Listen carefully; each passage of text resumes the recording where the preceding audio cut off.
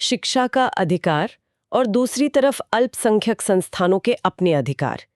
इनके बीच आप कह सकते हैं एक सही संतुलन खोजना, ये हमेशा से ही एक मुश्किल और बहस का मुद्दा रहा है। जी हाँ, बिल्कुल। ये एक बहुत ही नाजुक संतुलन है। और हाल ही में सुप्रीम कोर्ट का एक अहम फैसला आया है जिसने इस पूरी चर्चा को एक नया मोड़ दे दिया है, खासकर शिक्षक पात्रता परीक्षा यानी टेट को लेकर। हाँ, टेट पे काफी फोकस है। सवाल उठ रहे हैं, क्या ये परीक्षा प्रमोशन के लिए भी जरूरी हो गई है? और जो शायद सबसे पेचीदा सवाल है कि क्या ये नियम अल्पसंख्यक स्कूलों पर भी लागू होते हैं? ये एक बड़ा सवाल है। बहुत बड़ा सवाल है और इसी पर सबसे ज्यादा बहस है। तो आज हमारे पास इस विषय को समझने के लिए कुछ बहुत महत्वपूर्ण स्रोत हैं। एक तो सुप्रीम कोर्ट के इसी हालिया फैसले पर आधारित न्यूज़ रिपोर्ट है और साथ ही उस विस्तृत अदालती निर्णय के कुछ खास अंश भी हैं हमारे पास। जी, जो ओरिजिनल जजमेंट है उसके हिस्से। हाँ, तो आज हम कोशिश करेंगे कि इन कानूनी पहलुओं की थोड़ी गहराई में जाएं। हमारा मकसद है ये समझना कि कोर्ट में आखिर कहा क्या है टीचर प्रमोशन पर, टेट की जरूरत पर और अल्पसंख्यक स्कूलों पर इसके असर के बारे में। बिल्कुल, और ये क्यों इतना महत्वपूर्ण है ये भी समझना जरूरी है। सही कहा, क्योंकि ये सिर्फ कानून की बात नहीं है, ये शिक्षकों, स्कूलों और आखिर में तो बच्चों की शिक्षा के भविष्य से जुड़ा है। तो चलिए इस अहम बदलाव को समझने की कोशिश करते हैं। सबसे पहले उस बात पर आते हैं जिसने सबसे ज्यादा सुर्खियां बटोरी, वो ये कि सुप्रीम कोर्ट ने कहा है कि भाई शिक्षकों के प्रमोशन के लिए भी अब टेट पास करना अनिवार्य होगा। ये तो अपने आप में एक बड़ा बदलाव लगता है ना? जी हाँ, ये एक बहुत महत्वपूर्ण स्पष्टीकरण है कोर्ट की तरफ से। अदालत ने साफ किया है कि जो शिक्षा का अधिकार कानून है, आरटीई एक्ट 2009, हाँ, उसका सेक्शन 23, हाँ, जब वो नियुक्ति यानी अपॉइंटमेंट की बात करता है तो उसका मतलब सिर्फ पहली बार नौकरी लगना ही नहीं है। अच्छा, हाँ, उसमें प्रमोशन द्वारा नियुक्ति भी शामिल है। सेक्शन 23 जो है वो केंद्र सरकार की तरफ से तय की गई अथॉरिटी, इस मामले में एनसीटीई यानी राष्ट्रीय शिक्षक शिक्षा परिषद को अधिकार देता है कि वो शिक्षकों की नियुक्ति के लिए कम से कम योग्यताएं तय करें। और एनसीटीई ने टेट को न्यूनतम योग्यता बनाया है। बिल्कुल, टीईटी उसी न्यूनतम योग्यता का हिस्सा है। तो कोर्ट का तर्क सीधा है, प्रमोशन भी तो एक तरह की नियुक्ति है, एक ऊंचे पद पर, इसलिए टीईटी की शर्त वहां भी लागू होनी चाहिए। तो इसका मतलब ये हुआ कि जो शिक्षक सालों से पढ़ा रहे हैं, बरसों से, अगर वो आप प्रिंसिपल या हेडमास्टर बनना चाहें तो उन्हें भी ये परीक्षा देनी होगी। हाँ, सिद्धांत तो यही कहता है। लेकिन उन पर ये कैसे लागू होगा जो शायद आरटीई एक्ट आने से भी पहले से नौकरी में है? उनके लिए तो ये बिल्कुल नया नियम हो गया। ये एक बहुत ही वाजिब सवाल है और प्रैक्टिकल भी। अदालत ने इस पर सोचा है। यहाँ हमें आरटीई एक्ट के सेक्शन 23(2) का परंतु देखना होगा। परंतु मतलब आप कह सकते हैं उस सेक्शन में जोड़ी गई एक खास शर्त या छूट। अच्छा, हाँ। खासकर 2017 में एक दूसरा परंतु जोड़ा गया था। उसका मकसद था कि 31 मार्च 2015 तक जितने भी शिक्षक नौकरी में थे और जिनके पास तय न्यूनतम योग्यता नहीं थी, उन्हें वो हासिल करनी होगी। उसके लिए समय दिया गया था। जी, उन्हें 2019 तक का समय दिया गया था इसे पूरा करने के लिए। और शिक्षा मंत्रालय, जो पहले एमएचआरडी कहलाता था, उसने भी बार बार यही कहा कि भाई टीटी जैसी न्यूनतम योग्यताओं से कोई समझौता नहीं हो सकता। क्वालिटी के लिए ये जरूरी है। तो सिद्धांत तो एकदम साफ है, कम से कम मानक तो सबको पूरे करने होंगे।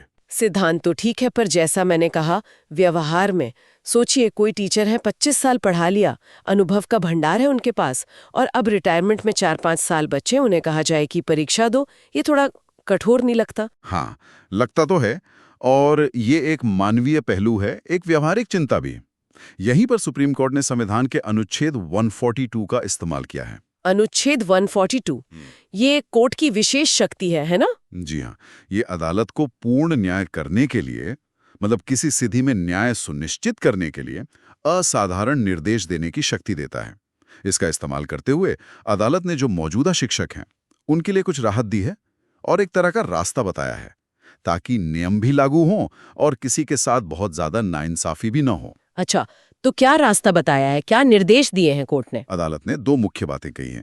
पहली बात, जिन सेवारत शिक्षकों के रिटायरमेंट में, मतलब जिस दिन ये फैसला आया उस तारीख से 5 साल से कम का समय बचा है, हाँ, उन्हें राहत दी गई है। वो बिना टेट पास किए भी अपनी रिटायरमेंट तक नौकरी में बने रह सकते हैं। अच्छा, ये तो बड़ी राहत है। लेकिन यहाँ एक पेच है। अगर वो इस दौरान प्रमोशन चाहते हैं तो उन्हें टेट पास करना ही होगा। बिना टेट के प्रमोशन नहीं मिलेगा। ओके, मतलब नौकरी बची रहेगी पर प्रमोशन नहीं। सही। और दूसरी बात, उन सेवारत शिक्षकों के लिए जिनकी रिटायरमेंट में 5 साल से ज्यादा का समय बाकी है, उनके लिए क्या? उनके लिए नियम सख्त हैं। उन्हें नौकरी में बने रहने के लिए फैसले की तारीख से 2 साल के अंदर अंदर टेट पास करना जरूरी है। सिर्फ 2 साल? जी, 2 साल का वक्त दिया है, और अगर वो ऐसा नहीं कर पाते हैं तो उन्हें नौकरी से हटना होगा। मतलब अनिवार्य सेवानिवृत्ति दी जा सकती है। हाँ, अगर उनकी क्वालिफाइंग सर्विस पूरी हो गई है तो जो भी रिटायरमेंट के फायदे होते हैं वो मिलेंगे। तो संक्षेप में कहें तो जो गैर अल्पसंख्यक स्कूल हैं उनके लिए अब तस्वीर काफी साफ हो गई है। नई नौकरी हो या प्रमोशन, टेट जरूरी है। बिल्कुल। बस जो शिक्षक रिटायरमेंट के बिल्कुल करीब हैं उन्हें नौकरी में बने रहने की छूट है, पर बिना प्रमोशन के। और बाकियों को या तो प्रमोशन के लिए या फिर नौकरी में बने रहने के लिए भी 2 साल में टेट पास करना होगा। हाँ, यही है। ये एक तरह से अनुभव और तय मानकों के बीच संतुलन बनाने की कोशिश लगती है। अदालत ने साफ तौर पर शिक्षा की गुणवत्ता को प्राथमिकता दी है, लेकिन साथ ही जो सालों से सेवा दे रहे हैं उनकी स्थिति का भी ध्यान रखा है, अनुच्छेद 142 का इस्तेमाल करके। तो गैर अल्पसंख्यक स्कूलों के लिए ये फैसला नियमों में काफी स्पष्टता लाता है। चलिए, ये तो हुई सामान्य स्कूलों की बात। ये समझना फिर भी थोड़ा सीधा था। लेकिन अब उस मुद्दे पर आते हैं जो शायद इस फैसले का सबसे पेचीदा और शायद सबसे दूर तक असर डालने वाला हिस्सा है, अल्पसंख्यक स्कूलों का मामला। हाँ, ये बहुत जटिल है। यहाँ स्थिति काफी उलझी हुई लगती है। हमने पहले भी देखा है कि अलग-अलग हाईकोर्ट के फैसले भी इस पर बटे हुए थे। बिल्कुल। और यहीं पर संविधान के 2 मौलिक अधिकार, आप कह सकते हैं, आमने सामने आ जाते हैं। एक तरफ है अनुच्छेद 21A, शिक्षा का अधिकार। हाँ, जो 6 से 14 साल के हर बच्चे को मुफ्त और अनिवार्य शिक्षा का मौलिक अधिकार देता है। ये हर एक बच्चे का अधिकार है। और दूसरी तरफ है अनुच्छेद 30(1), जो अल्पसंख्यकों को अपने संस्थान चलाने का अधिकार देता है। सही का, जो धार्मिक या भाषाई अल्पसंख्यकों को अपनी पसंद के शिक्षण संस्थान खोलने और उनका प्रशासन, मतलब मैनेजमेंट करने का अधिकार देता है। ये एक समुदाय का अधिकार है। इन दोनों के बीच संतुलन साधना हमेशा से एक बड़ी संवैधानिक चुनौती रही है। इस टकराव पर सुप्रीम कोर्ट के पहले के महत्वपूर्ण फैसले क्या रहे हैं? मुझे याद है Pramati educational and cultural trust का 2014 का फैसला बहुत चर्चा में रहा था। इस हालिया फैसले में भी उसका जिक्र बार बार है। हाँ, बिल्कुल। प्रमति से पहले 2012 में एक और मामला आया था, society for unaided private schools of Rajasthan. उसमें 3 जजों की बेंच थी। उन्होंने मोटे तौर पर तो आरटीए एक्ट को सही ठहराया था। हाँ। लेकिन इस बात पर मतभेद था कि यह गैर सहायता प्राप्त यानी अनएडेड अल्पसंख्यक स्कूलों पर लागू होता है या नहीं। बहुमत का मानना था कि उन पर लागू नहीं होगा, पर जो सहायता प्राप्त यानी एडेड अल्पसंख्यक स्कूल हैं उन पर होगा। और फिर प्रमिति ने इस स्थिति को पूरी तरह बदल दिया। 2014 में प्रमिति का मामला 5 जजों की संविधान पीठ के सामने आया और यह फैसला एक मील का पत्थर बन गया, क्योंकि इसने सोसाइटी वाले फैसले के उस हिस्से को पलट दिया जो कहता था कि एडेड अल्पसंख्यक स्कूलों पर आरटीई एक्ट लागू होगा। अच्छा। प्रमिति ने एक बहुत बड़ा और व्यापक फैसला सुनाया। उन्होंने कहा कि आरटीई एक्ट किसी भी अल्पसंख्यक स्कूल पर लागू नहीं होता, चाहे वो सरकार से मदद लेता हो यानी एडेड, या न लेता हो यानी अनएडेड। किसी पर भी नहीं, पूरी तरह छूट। हाँ, पूरी तरह से। पिछले करीब 10 साल से यही स्थिति बनी हुई थी और ये 5 जजों का फैसला था, इसलिए ये बाध्यकारी था, मतलब मानना जरूरी था। ये तो बहुत ही व्यापक छूट थी।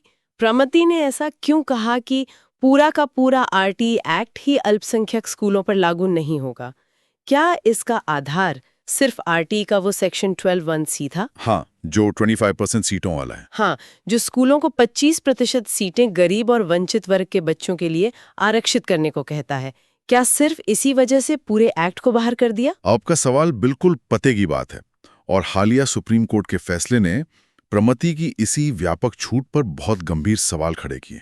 अच्छा। हाँ, इस नए फैसले का कहना है कि प्रमिति ने अपना ध्यान मुख्य रूप से सिर्फ सेक्शन 12(1)(c) के अल्पसंख्यक चरित्र पर पड़ने वाले असर पर ही लगाया। मतलब ये सोचा गया कि अगर बाहर से 25% बच्चे आ जाएंगे तो शायद स्कूल का जो अल्पसंख्यक स्वरूप है वो बिगड़ सकता है। लेकिन आरटीई एक्ट में तो और भी बहुत कुछ है, जैसे शिक्षकों की कम से कम योग्यताएं, टेट वाली बात जो हम कर रहे थे, स्कूल का इंफ्रास्ट्रक्चर कैसा हो, बच्चों की सुरक्षा के मानक। क्या प्रमिति ने इन सब पहलुओं का विश्लेषण किया था अनुच्छेद 31 के संदर्भ में कि क्या ये नियम मैनेजमेंट के अधिकार में दखल देते हैं? यहीं पर हालिया फैसला प्रमिति से अपनी असहमति जाहिर करता है। 2 जजों की ये बेंच कह रही है कि प्रमति ने आरटीई एक्ट के जो बाकी प्रावधान हैं, जो शिक्षा की गुणवत्ता, समानता, सुरक्षा से जुड़े हैं, उनका अनुच्छेद 30(1) के तहत मिले मैनेजमेंट के अधिकार के साथ अलग-अलग विश्लेषण नहीं किया। क्या शिक्षकों के लिए न्यूनतम योग्यता तय करना या स्कूल में बच्चों के लिए एक सुरक्षित माहौल बनाने वाले नियम बनाना, क्या ये वाकई अल्पसंख्यक प्रशासन के अधिकार को नष्ट कर देता है? शायद नहीं। हाँ, ये तो गुणवत्ता बढ़ाने वाले नियम लगते हैं। बिल्कुल। इसलिए हालिया फैसले का मानना है कि सभी अल्पसंख्यक स्कूलों को आरटीई एक्ट के हर एक प्रावधान से पूरी तरह छूट दे देना, ये शायद अनुपातहीन था, मतलब जरूरत से ज्यादा छूट थी। और क्या इस बात की भी चिंता जताई गई है कि कहीं इस छूट का गलत इस्तेमाल तो नहीं हो रहा? हाँ, ये एक बहुत अहम पहलू है जिस पर कोर्ट ने ध्यान दिया है। हालिया फैसले में राष्ट्रीय बाल अधिकार संरक्षण आयोग यानी एनसीपीसीआर की एक स्टडी का हवाला दिया गया है। एनसीपीसीआर की स्टडी, उसमें क्या था? उस स्टडी में कुछ चौंकाने वाली बातें सामने आई, जैसे प्रमति फैसले के बाद अल्पसंख्यक दर्जे के लिए अप्लाई करने वाले स्कूलों की संख्या में अचानक बहुत बढ़ोतरी हुई। अच्छा। और उससे भी ज्यादा चिंता की बात यह थी कि कई अल्पसंख्यक स्कूलों में असल में अल्पसंख्यक समुदाय के बच्चों का प्रतिशत काफी कम था, जबकि गैर अल्पसंख्यक समुदाय के बच्चे बहुत ज्यादा संख्या में थे, कुछ मामलों में तो 70-80% तक। अरे, ये तो उल्टा हो गया। हाँ, तो इससे ये शक पैदा हुआ कि कहीं ये अल्पसंख्यक दर्जे का इस्तेमाल सिर्फ आरटीई एक्ट की जिम्मेदारियों से बचने के लिए तो नहीं किया जा रहा, खासकर वो सेक्शन 12(1)(c) वाली, मतलब 25% आरक्षण वाली जिम्मेदारी से बचने के लिए। तो क्या अदालत अब ये संकेत दे रही है कि अनुच्छेद 30(1) के तहत जो अधिकार मिला है वो कोई असीमित अधिकार नहीं है और इसे शिक्षा की गुणवत्ता की कीमत पर इस्तेमाल नहीं किया जा सकता? निश्चित रूप से। अदालत ने अपने पुराने फैसलों को याद दिलाया है, जैसे टीएमए पाई फाउंडेशन 2002 का मामला। उसमें भी कहा गया था कि अनुच्छेद 30(1) अल्पसंख्यकों को संस्थान चलाने का अधिकार देता है, कुप्रबंधन यानी मिसमैनेजमेंट करने का नहीं। सही। ऐसे नियम जो शिक्षा के स्तर को बेहतर बनाते हैं, जैसे शिक्षकों की न्यूनतम योग्यता तय करना टीईटी, वो जरूरी नहीं कि अनुच्छेद 30(1) का उल्लंघन करें, बल्कि वो तो उसी अल्पसंख्यक समुदाय के हित में हो सकते हैं जिसकी सेवा के लिए वो संस्थान बना है। अच्छी शिक्षा तो खुद ही समुदाय को मजबूत बनाती है।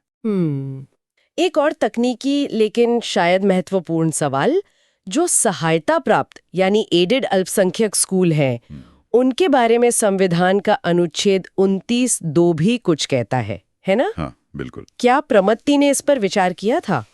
ये एक और नुक्ता है जिसे हालिया फैसले ने उठाया है। अनुच्छेद 29(2) ये कहता है कि कोई भी शिक्षण संस्थान जो सरकार चलाती है या सरकार से आर्थिक मदद लेता है, वो किसी भी नागरिक को धर्म, जाति, भाषा वगैरह के आधार पर एडमिशन देने से मना नहीं कर सकता।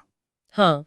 तो जब प्रमति ने एडेड अल्पसंख्यक स्कूलों को भी आरटीई से पूरी छूट दे दी, तो इस बात पर विचार नहीं किया गया कि अनुच्छेद 29(2) के तहत उनकी क्या जिम्मेदारियां बनती हैं, खासकर जब वो सरकार से पैसा ले रहे हैं। हाँ। ये भी अब एक बड़ा सवाल है जो बड़ी बेंच के सामने रखा गया है। तो अगर हालिया फैसले ने प्रमति पर इतने गंभीर सवाल खड़े कर दिए हैं, तो इसका अभी मतलब आज की तारीख में व्यवहारिक असर क्या है? क्या अब अल्पसंख्यक स्कूलों पर टेट या आरटीई लागू माना जाएगा? देखिए, यहीं पर न्यायिक प्रक्रिया की जो एक मर्यादा होती है वो सामने आती है। ये फैसला 2 जजों की बेंच ने दिया है। हाँ। और वो 5 जजों के संविधान पीठ प्रमति के फैसले को सीधे पलट नहीं सकते, ये नियम है। अच्छा, तो फिर उन्होंने क्या किया? उन्होंने जो किया है वो बहुत महत्वपूर्ण है। हाँ। उन्होंने प्रमति फैसले की सटीकता, मतलब वो कितना सही था, और आरटीई एक्ट अल्पसंख्यक स्कूलों पर लागू होना चाहिए या नहीं, इसको लेकर कई बुनियादी संवैधानिक प्रश्न तैयार किए हैं। बहुत अहम सवाल। और उन सवालों का क्या होगा? इन सवालों को भारत के मुख्य न्यायाधीश यानी चीफ जस्टिस ऑफ इंडिया के पास भेज दिया गया है और ये अनुरोध किया गया है कि इन पर विचार करने के लिए एक बड़ी बेंच बनाई जाए, संभवतः 7 जजों की बेंच। 7 जजों की बेंच, ये तो वाकई बहुत बड़ा कदम है। वो मुख्य सवाल क्या हैं जिन पर अब ये बड़ी बेंच विचार करेगी, मोटे तौर पर? कुछ मुख्य प्रश्न इस तरह के हैं। पहला, क्या प्रमति फैसले पर, जिसने अल्पसंख्यक स्कूलों को आरटीई एक्ट से पूरी तरह बाहर कर दिया था, दोबारा सोचने की जरूरत है? क्या उस पर पुनर्विचार होना चाहिए? दूसरा, क्या आरटीई एक्ट पूरा का पूरा ही अनुच्छेद 30(1) के तहत मिले अल्पसंख्यक अधिकारों का हनन करता है या सिर्फ उसका कोई खास हिस्सा, जैसे वो सेक्शन 12(1)(c) वाला? हाँ। और अगर सिर्फ वही हिस्सा समस्या है, तो क्या उसे इस तरह बदला जा सकता था कि वो सिर्फ अल्पसंख्यक समुदाय के ही गरीब बच्चों को शामिल करने तक सीमित रहे, ताकि स्कूल का अल्पसंख्यक चरित्र भी बना रहे और सामाजिक न्याय भी हो? ये तो बहुत बारीक सवाल है। बिल्कुल। तीसरा, जो एडेड अल्पसंख्यक स्कूल हैं, उनके मामले में प्रमति ने अनुच्छेद 29(2) पर विचार नहीं किया। उसका क्या नतीजा है? और चौथा, क्या सिर्फ सेक्शन 12(1)(c) जो आरक्षण से जुड़ा है, के आधार पर पूरे आरटीई एक्ट को, जिसमें क्वालिटी, सुरक्षा, टीचर योग्यता जैसे ढेरों पहलू हैं, अल्पसंख्यक अधिकारों के खिलाफ मान लेना सही था? क्या ये अनुपातहीन था? जरूरत से ज्यादा था? समझ गई। इसका मतलब है कि अल्पसंख्यक स्कूलों और उन पर आरटीई एक्ट, जिसमें टीईटी की अनिवार्यता भी शामिल है, लागू होगा या नहीं होगा, इस पर आखिरी फैसला अभी आना बाकी है, भविष्य में आएगा। हाँ, बिल्कुल। लेकिन गैर अल्पसंख्यक स्कूलों के शिक्षकों के लिए स्थिति अब ज्यादा स्पष्ट हो गई है। उनके लिए नियम तय हो गए हैं। आपने बिल्कुल सही समझा। जो गैर अल्पसंख्यक स्कूलों के सेवारत शिक्षक हैं, उनके लिए जो निर्देश अनुच्छेद 142 के तहत दिए गए हैं, मतलब 5 साल से कम सेवा वालों को रिटायरमेंट तक छूट बिना प्रमोशन के, और 5 साल से ज्यादा सेवा वालों को 2 साल में टेट पास करने की अनिवार्यता, वो फिलहाल लागू रहेंगे। उनके लिए अब रास्ता साफ है। हाँ, उनके लिए अब नियम स्पष्ट हैं। प्रमोशन चाहिए तो टीटी पास करना होगा, और ज्यादातर को तो नौकरी में बने रहने के लिए भी पास करना होगा। लेकिन अल्पसंख्यक स्कूलों से जुड़ा जो बड़ा संवैधानिक सवाल है, वो अब एक बड़ी बेंच के फैसले का इंतजार करेगा। ये फैसला एक बहुत मजबूत संकेत है कि देश की सर्वोच्च अदालत अल्पसंख्यक संस्थानों के विशेष अधिकारों और सभी बच्चों के लिए अच्छी, गुणवत्तापूर्ण शिक्षा के सार्वभौमिक अधिकार के बीच जो संतुलन है, उसे शायद फिर से परिभाषित करने पर गंभीरता से विचार कर रही है। आने वाले समय में हमें इस पर यकीनन एक महत्वपूर्ण डेवलपमेंट देखने को मिलेगा। तो आज की इस पूरी चर्चा से, इस गहरी पड़ताल से 2 मुख्य बातें निकलकर सामने आई हैं। पहली, गैर अल्पसंख्यक स्कूलों में अब शिक्षकों के प्रमोशन के लिए टीईटी पास करना अनिवार्य है। हालांकि जो शिक्षक पहले से सेवा में हैं, उनकी बची हुई नौकरी के आधार पर कुछ समय सीमाएं और रियायतें जरूर दी गई हैं। जी। दूसरी और शायद ज्यादा अहम बात यह है कि अल्पसंख्यक स्कूलों को आरटीई एक्ट से जो पूरी छूट मिली हुई थी प्रमति फैसले के तहत, उस पर अब गंभीर संवैधानिक सवाल खड़े हो गए हैं। हाँ, वो अब सवालों के घेरे में है। और इस पूरे मामले को पुनर्विचार के लिए एक बड़ी बेंच को भेज दिया गया है, जिसका मतलब है कि अल्पसंख्यक स्कूलों पर टेट या आरटीई के दूसरे नियम लागू होंगे या नहीं, इस पर आखिरी फैसला आना भी बाकी है। बिल्कुल सही। स्थिति अभी स्पष्ट नहीं है उनके लिए। ये सब जानना क्यों जरूरी है? क्योंकि इसका सीधा असर पड़ेगा लाखों शिक्षकों के करियर पर, हजारों स्कूलों, खासकर अल्पसंख्यक संस्थानों के मैनेजमेंट पर, और सबसे बढ़कर भारत के करोड़ों बच्चों को जो शिक्षा मिल रही है, उसकी क्वालिटी पर और उसमें बराबरी के अवसर पर। हाँ, इसका दायरा बहुत बड़ा है। ये सिर्फ एक कानूनी पहेली नहीं है, बल्कि ये सवाल हमारे संविधान में दिए गए जो सामूहिक अधिकार हैं, जैसे अल्पसंख्यकों के अधिकार, और जो व्यक्ति के अधिकार हैं, जैसे हर बच्चे का शिक्षा का अधिकार, उनके बीच के बहुत नाजुक संतुलन से जुड़ा है। बिल्कुल, ये संविधान की व्याख्या का एक अहम मुद्दा है। और जाते जाते एक सवाल हम सोचने के लिए छोड़ जाते हैं।